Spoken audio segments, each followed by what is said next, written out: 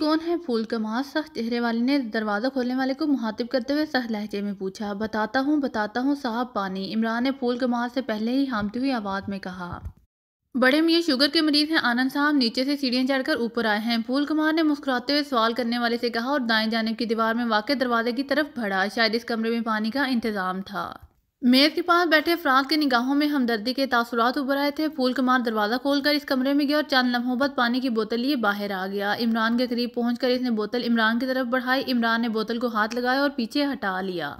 नहीं नहीं, ये ठंडा पानी है, अभी मेरा दिल बंद हो जाएगा बेटा, सीढ़ियाँ चढ़ने से मेरा जिस्म बहुत गर्म हो गया है, इमरान ने घबराई हुई आवाज़ में कहा। तो आनंद नामी शख्स के चेहरे पर हफ्की फैल गई, जबकि नौजवान लड़की और दोनों आदमी मुस्कुराने लगे।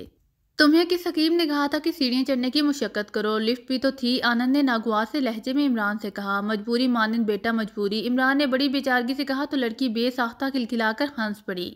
मेरा नाम आनंद है, क्या मजबूरी थी? किस काम से आए हो यहाँ? आनंद ने गसीले लहजे में कहा। माफ़ करना, मैं समझा था कि फूल बेटे ने तुम्हें मानंद साहब कहा है। हफा मत होना बेटा, इमरान ने माजरत करते हुए कहा। मेरे सवाल का जवाब दो, ऑफिस टाइम खत्म हो चुका है, इमरान को घूरते हुए आनंद ने कहा। ओह, खत्म हो चुका है, फिर तो मेरा आना बेकार ही गया, इमरान ने चौंकते हुए कहा। हाँ, किस काम से आए हो? मेज़ के पास बैठे छोटी सी दाढ़ी वाले नौजवान शख्स ने नर्म लहजे में इमरान से कहा और इसी लम्हे बाएं जानिब के कमरे का दरवाज़ा खोलकर एक आदमी बाहर आया। तो इसने आनंद और इसके साथियों के अलावा इमरान ने भी इस आदमी की तरफ देखा तो इमरान के लबों पर हल्की सी मुस्कुराहट उभर कर गायब हो गई।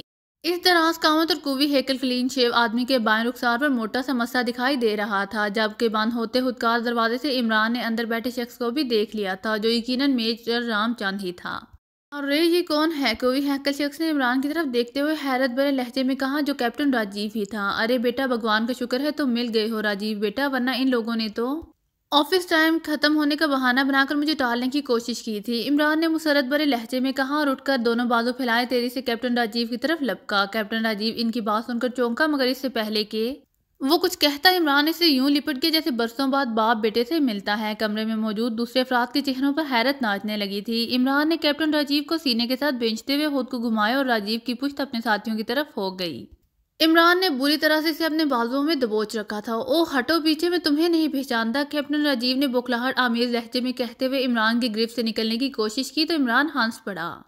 लो, अब तुम अपने मुंह बोले चच्चा भगवान दास को नहीं पहचान रहे? गोद में खिलाया है तुम्हें, ऐसे उठाकर एक पाँव पर चक्कर दिया करता था। इमरान ने हंसते हुए कैप्टन राजीव को इसी तरह गिरफ्त में लिए फर्श से उठाकर खुद को घुमाने लगा। तो कमरे में मौजूद अफराद हैरत भरे अंदाज में मुस्कुराने लगे, लेकिन तीसरे चक्कर पर ही इमरान ने कैप्टन राजीव को यकदम अपनी गिरफ्त से आज़ाद कर दिया और वो लड़खड़ाता हुआ मेज से जा टकराया। तमाम अफराद राजीव की तरफ देखते हुए हंसने लगे, जो संभलने की कोशिश में फर्श पर गिर गया था। इसी लम्हे दरवाजे के पास बोतल हाथ में लिए खड़ा फूल कुमार कटे हुए शहतीर की मानन फर्श पर आ गिरा। तो लड़के और तीनों कुर्सी नशीनों ने फूल कुमार की तरफ देखा और यकदम उछलकर खड़े हो गए। फूल कुमार के पेशाने में सुराख हो चुका था। खबरदार कोई अपनी जगह से हरकत ना करे, हाथ बुलंद कर लो। इमरान की गिराहट कमरे में गूंजी तो सबका रुख इमरान की तरफ हुआ और इमरान के हाथ में साइलेंसर लगा रिवॉल्वर देखकर वो सब यकदम साख्त हो गए। दरअसल इमरान राजीव कुमार को छोड़कर घूमता हुआ दीवार से जा लगा था और इसे जेब से रिवॉल्वर निकालकर फूल कुमार को निशाना बनाने के बाद रिवॉल्वर का रुख राजीव कुमार की तरफ कर दिया था। सुना नहीं तुमने? हाथ उठाओ वरना राजीव भी मारा जाएगा, इमरान ने तहकुमाना लहजे में कहा और आगे बढ़कर राजीव की पुछ से रिवॉल्वर लगा दिया, जो फर्श से उठ रहा था।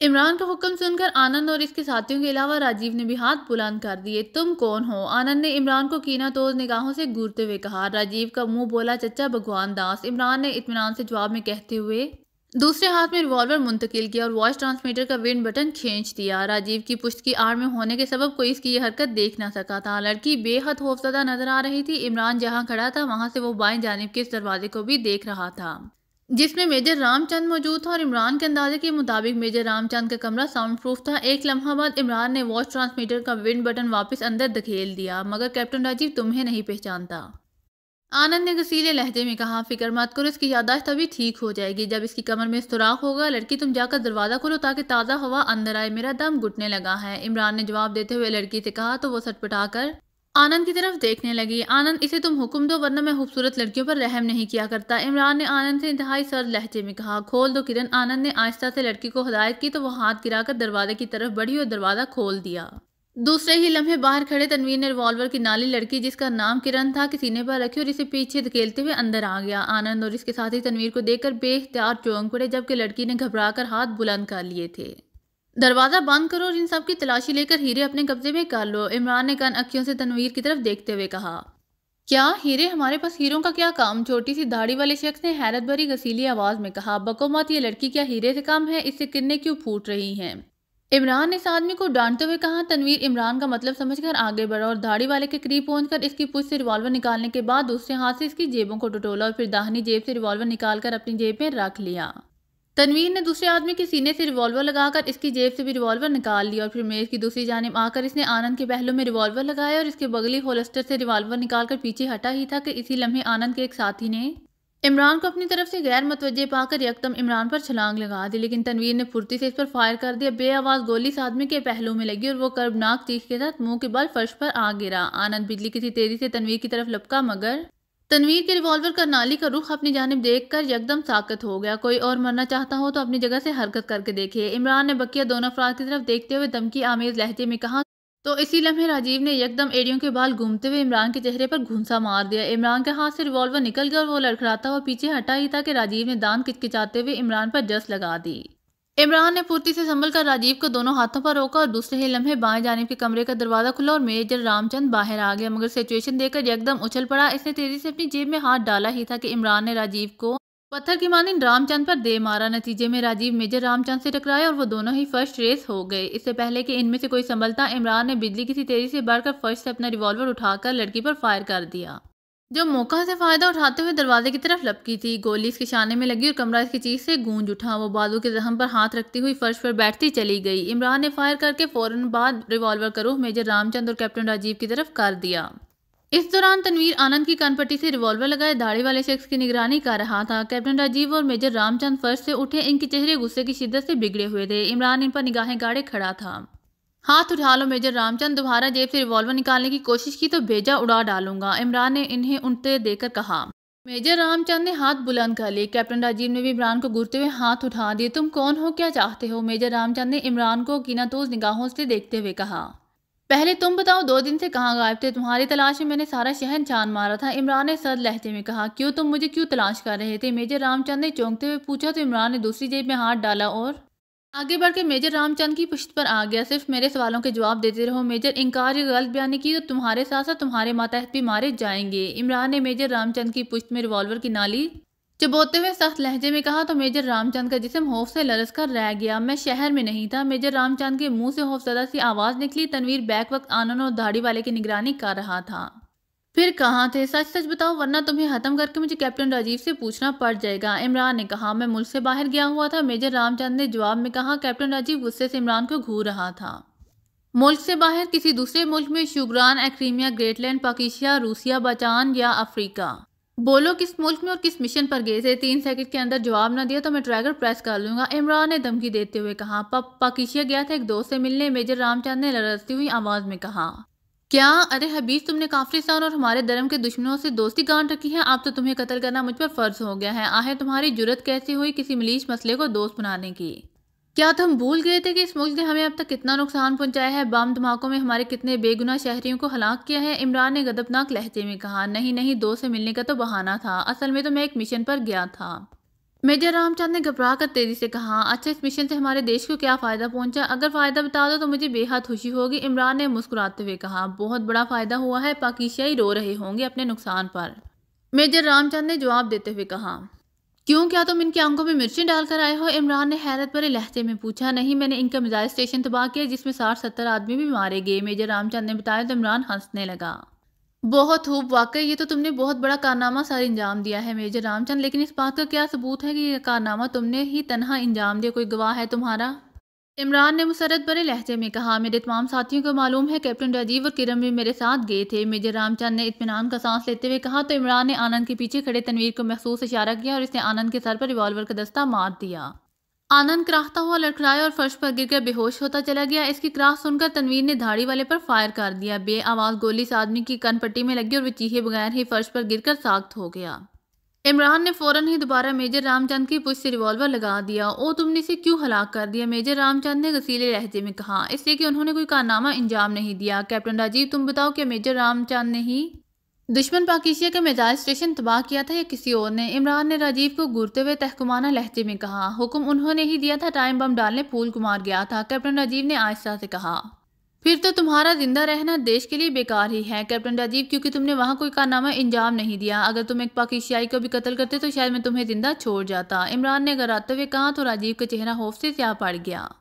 नहीं नहीं, मैंने इस मुल्क की 2 अहम शख्सियात को कत्ल किया था, कैप्टन राजीव ने दहशत से लरजते हुए कहा। ठीक है, मुझे इनके नाम बताओ, क्या वो दोनों पाकिस्तान के वुज़रा थे या दौलतमंद सेठ? इमरान ने मुतमईन हो जाने वाले अंदाज में कहा। नहीं, एक तो इंटेलिजेंस का सुपरिटेंडेंट सुपर फ्याज था और दूसरा वहां की सीक्रेट सर्विस का सुपर एजेंट और काफिरिस्तान का सबसे बड़ा दुश्मन अली इमरान था।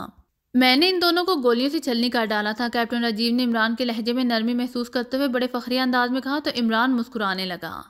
तनवीर ने अब कैप्टन राजीव पर रिवॉल्वर तान रखा था। किरण नामी लड़की इतनी देर में बेहोश हो चुकी थी, इसके शाने के जख्म से काफी खून निकल चुका था। मेजर रामचंद आखिरी सवाल, क्या कैप्टन राजीव का बयान दुरुस्त है? इमरान ने अपने आगे खड़े मेजर रामचंद से पूछा।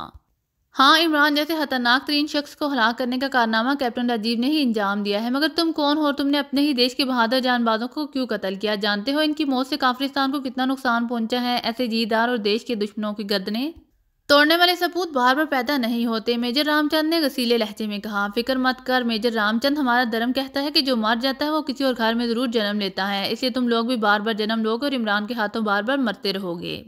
इमरान ने इंतहाई सर्द लहजे में कहा और दूसरी जेब में पड़ा हाथ निकालते हुए मेजर के अकब से निकलकर इसके सामने 3 कदम के फासले पर रुक गया। क्या क्या मतलब? मेजर रामचंद ने हैरत से इमरान की तरफ देखते हुए कहा। मतलब वाज़ेह है मेजर, अगर जिंदा रहना चाहते हो तो सिर्फ इतना बता दो कि जिस मिसाइल स्टेशन पर इसराइली एयर डिफेंस सिस्टम नस्ब किया गया है वो कहाँ है, वरना। इमरान ने इसे घूरते हुए कहा और साथ ही राजीव की जानिब फायर कर दिया। बेआवाज गोली ने कैप्टन राजीव का भेजा उड़ा दिया और वो कट्टे हुए शहतीर की मानिंद फर्श पर आ गिरा। इसका अंजाम देकर मेजर रामचंद के चेहरे पर मौत की जर्दी फैल गई और जिस्म लरजने लगा। पब पता नहीं शायद वो साखली शहर या किसी जजीरे पर, मेजर रामचंद ने खौफ की शिद्दत से हकलाती हुई आवाज में कहा। तो इमरान ने ट्रैगर दबा दिया और मेजर रामचंद जुमला पूरा किए बगैर ही फर्श पर ढेर हो गया। अब तुम भी अपने रिवॉल्वर से गोली हर्ष कर दो प्यारे, इतनी कंजूसी भी किस काम की? ये इमरान ने मजाहिया लहजे में तनवीर से कहा। तो तनवीर चौंक पड़ा। क्या ये भी सीक्रेट सर्विस का मेंबर है? तनवीर ने आनंद की तरफ देख कर पूछा। हाँ यकीनन, ये सीक्रेट सर्विस का गंगा सेक्शन है, इसलिए मेजर रामचंद के तहत यहाँ जमा थे, इमरान ने सर हिलाते हुए कहा। तो फिर तुमने इन्हें खत्म करने में इतनी देर क्यों की, जबकि तुम जानते थे कि उन्होंने हमारे मुल्क में मिसाइल स्टेशन तबाह किया है? तनवीर ने नागवार से लहजे में कहा। तो इमरान ने अपने भाई जेब में हाथ डालकर निकाला तो इसमें सिगरेट के पैकेट साइज का मिनी रिकॉर्डर था। रिकॉर्डर देखकर तनवीर बेख्तियार चौंका। इनका इतराफ जुर्म रिकॉर्ड करने के लिए, ताकि ज़रूरत के वक्त इनके जुर्म का सबूत पेश किया जा सके। इमरान ने मुस्कुराते हुए कहा और मिनी रिकॉर्डर वापस जेब में रख लिया। तब तनवीर ने बेहोश आनंद की कनपट्टी पर रिवॉल्वर की नाली रखकर फायर कर दिया। इमरान ने आगे बढ़कर लड़की का जायजा लिया तो इसकी आंखें बेनूर हो चुकी थीं। यकीनन इसकी मौत ज्यादा मिकदार में खून बह जाने से हुई थी। सफदर और चौहान जूलिया के साथ ड्राइंग रूम में बैठे चाय पी रहे थे। मंगल सिंह के मुलाजिम ने जूलिया की हिदायत पर चाय बनाई थी और चाय सर्व करने के बाद वापस कंपाउंड में चला गया था। इमरान की हिदायत के मुताबिक बेहोश कर्नल महिंदर और इसके गार्ड को बंगले के 2 अलग अलग कमरों में बंद कर दिया गया था और इनके कम से कम 1 घंटे से पहले होश में आने का कोई इम्कान न था। वो तीनों अब बेचैनी से इमरान का इंतजार कर रहे थे। जूलिया ने सफदर और चौहान को बता दिया था कि इमरान कहाँ गया था। 40 मिनट हो चुके हैं और इमरान ने अभी तक कोई खबर नहीं दी। जूलिया ने अपनी घड़ी पर वक्त देकर तशवीश भरे लहजे में कहा। क्या उन्होंने अपने जाने का मकसद नहीं बताया था? चौहान ने जूलिया से पूछा। इस अहमक ने पहले कभी बताया है जो इस मरतबा बताया? तनवीर ने रिपोर्ट दी थी कि मेजर रामचंद रावल इंटरप्राइजेज के ऑफिस में पहुंचा है, तो इमरान तुम दोनों की आमद के बारे में हदायत देकर रुखसत हो गया। ना जाने वो तनवीर के बताए हुए एड्रेस पर गया है या किसी और जगह। तनवीर ने तो सिर्फ इससे इतना कहा था कि वो आ रहा है, जूलिया ने गसीले लहजे में जवाब देते हुए कहा। तो फिर इमरान साहब तनवीर और सदीकी की तरफ ही गए होंगे, इसलिए आप परेशान ना हो, सफदर ने मुस्कुराते हुए कहा। और इसी लम्हे सफदर के वॉइस ट्रांसमीटर पर सिग्नल मौसूल हुआ तो इसने जल्दी से ट्रांसमीटर ऑन कर दिया। Hello Safdar, Imran calling over. Voice transmitter से इमरान की आवाज़ सुनाई दी तो जूलिया ने इत्मीनान का सांस लिया। यस इमरान साहब, Safdar attending you over, Safdar ने जवाब देते हुए कहा।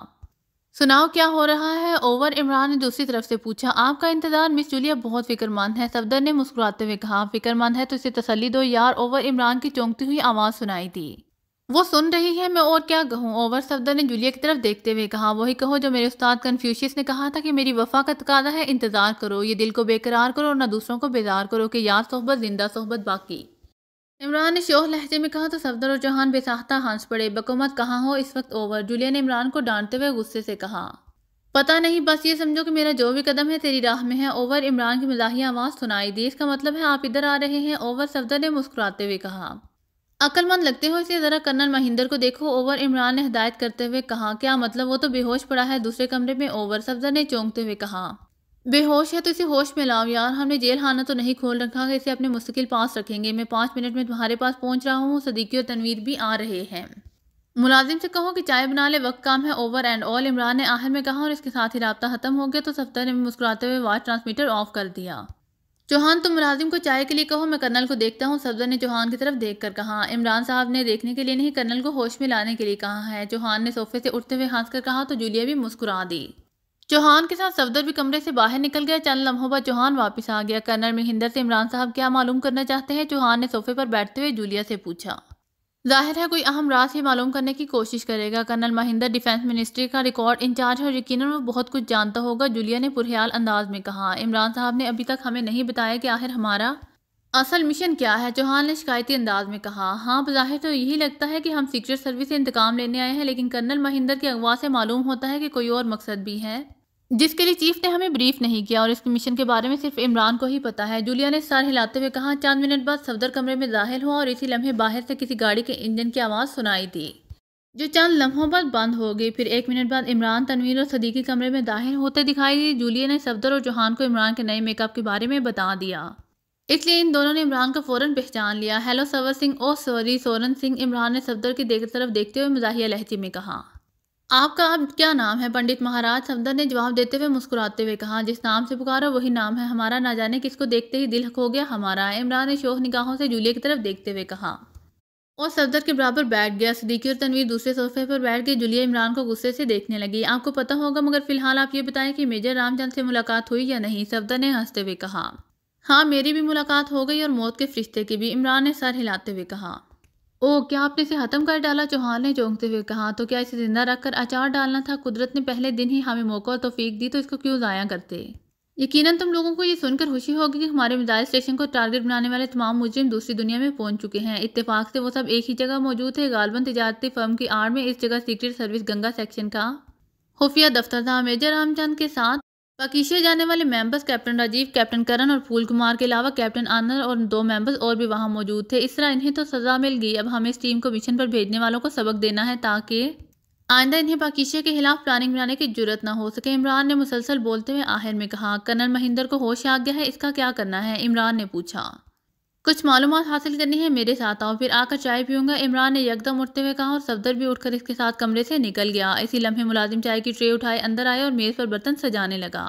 तुम दोनों ने भी इमरान साहब के साथ गंगा सेक्शन में गए थे? चौहान ने मुलाजिम के वापस जाने के बाद तनवीर और सदीकी से पूछा। नहीं, सदीकी इमारत के बाहर रहा था, सिर्फ मैं गया था। इमरान ने बड़ी अयारी से मेजर रामचंद और कैप्टन राजीव से इतराफ़े जुर्म कराए थे और इन लोगों को ज़रा भी महसूस नहीं हो सके कि हम पाकिस्तानी हैं। तनवीर ने मुस्कुराते हुए कहा। इतराफ़े जुर्म कराने का क्या मकसद था? जूलिया ने चौंकते हुए कहा।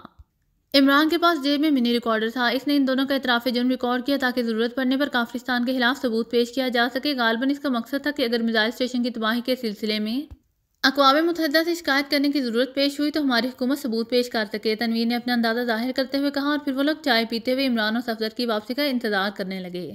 तकरीबन 10 मिनट बाद वो दोनों कमरे में दाखिल हुए तो मेंबर्स इनकी तरफ मतवज्जो हो गए। इमरान और सफदर करीब आकर सोफों पर बैठ गए। चाय ठंडी हो गई है, जूलिया ने इमरान की तरफ देखते हुए कहा। परवाह नहीं, मैं खुद भी तो ठंडा हूँ, इमरान ने मुस्कुराते हुए कहा।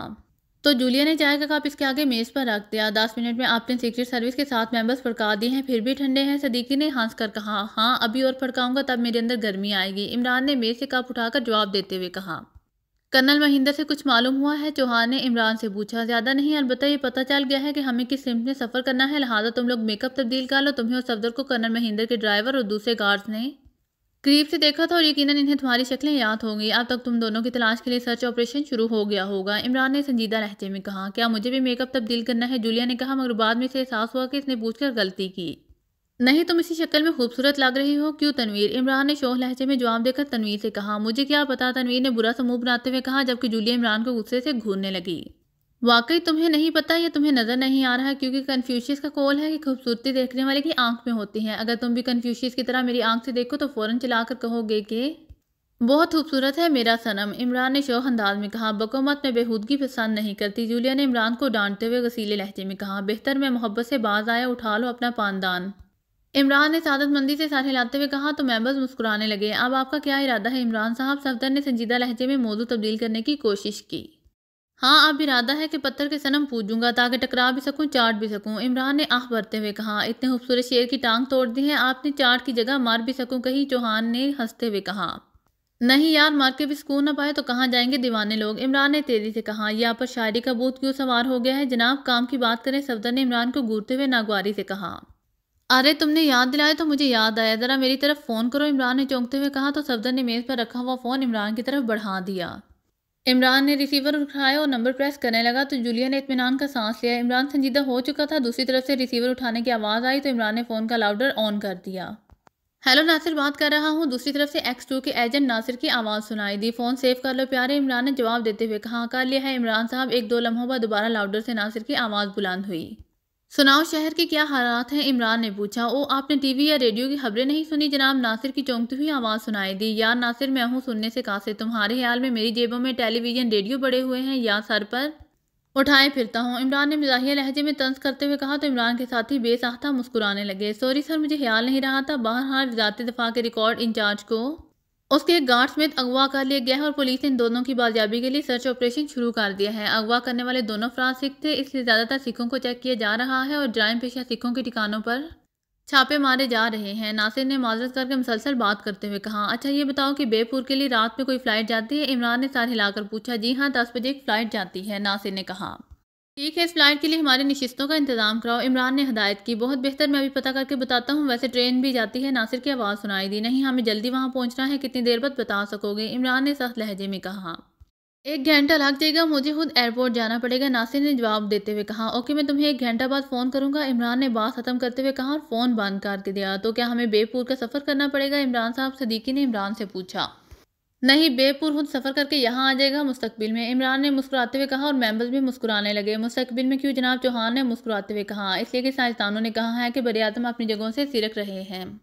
कभी न कभी बेपुर भी सिरकता हुआ यहाँ तक पहुँच जाएगा और हमारा वहाँ जाने का किराया बच जाएगा, इमरान ने मज़ाहिया लहजे में कहा तो मेंबर्स इसकी मंतक पर हंस दिए, लेकिन तनवीर को गुस्सा आ गया। तुम हर बात मजाक में उड़ाते जा रहे हो इमरान, कभी तो सही जवाब दे दिया करो, तनवीर ने इमरान को घूरते हुए कहा। खफा क्यों होते हो यार, जाहिर है हम बेपुर मिशन के सिलसिले में जा रहे हैं, बंदर पकड़ने नहीं, इमरान ने मुस्कुराते हुए कहा।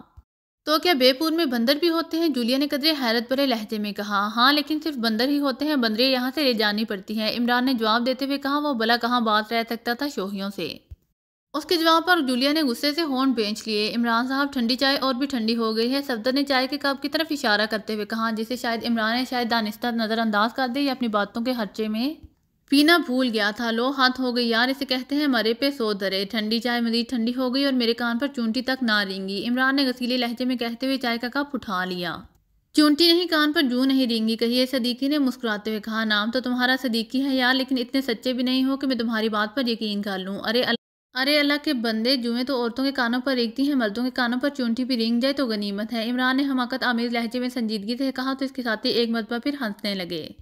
आपको कैसे पता चला कि ये मुहावरा औरतों के लिए है, चौहान ने पूछा तजर्बे से। जूलिया को देखो, हर वक्त अपने सर में उंगलियों से जुएं टटोलती रहती है, बेपुर के जंगलों में बंदर भी एक दूसरे के साथ से जुएं चुनते और खा जाते हैं, इमरान ने मुस्कुराते हुए जवाब दिया तो जूलिया से घुरते हुए दांत पीसने लगी। शटअप, तुम हर बात में मेरा नाम क्यों लेते हो अहमक आदमी, जूलिया ने खटकते लहजे में कहा। मजबूरी है, तुम सीक्रेट सर्विस में वाहिद लेडी मेंबर हो और मुझे तुम पर रहम आता है। कितनी बार तुम्हारे नकाब पोश चूहे से कह चुका हूँ कि सीक्रेट सर्विस में एक और लड़की भर्ती कर ले, इमरान ने बेचारगी से कहा। क्यों जनाब, दूसरी लड़की से मिस जूलिया को क्या फ़ायदा होगा, चौहान ने चौंकते हुए कहा। अरे ये फ़ायदा क्या काम है कि दोनों एक दूसरे के साथ से जुएं निकाल निकाल कर नाखूनों पर मारेंगे और नेल पॉलिश का खर्चा बच जाएगा। आखिर जुएं भी तो जानवर हैं, इनमें भी तो खून होता है, इमरान ने तेजी से जवाब में कहा तो तनवीर के सिवा तमाम मेंबर्स हंसने लगे, जबकि जूलिया बेबसी से जबड़े बेचने लगी। लाहौ वाला वाला कुवस्ता, आपसे किस बेवकूफ़ ने कहा कि जुएं जानवर होते हैं, इनका शुमार कीड़ों में होता है, सफदर ने कहा। उनका शुमार कीड़ों में होता है तो औरतें क्यों उनका शिकार करती हैं, बोलो, इमरान ने बहस करने वाले अंदाज में कहा।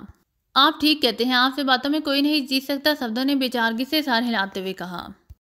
अगर आपको मेरी वीडियो पसंद आए तो please like share and subscribe करना मत भूलिएगा। जज़ाकल्लाह।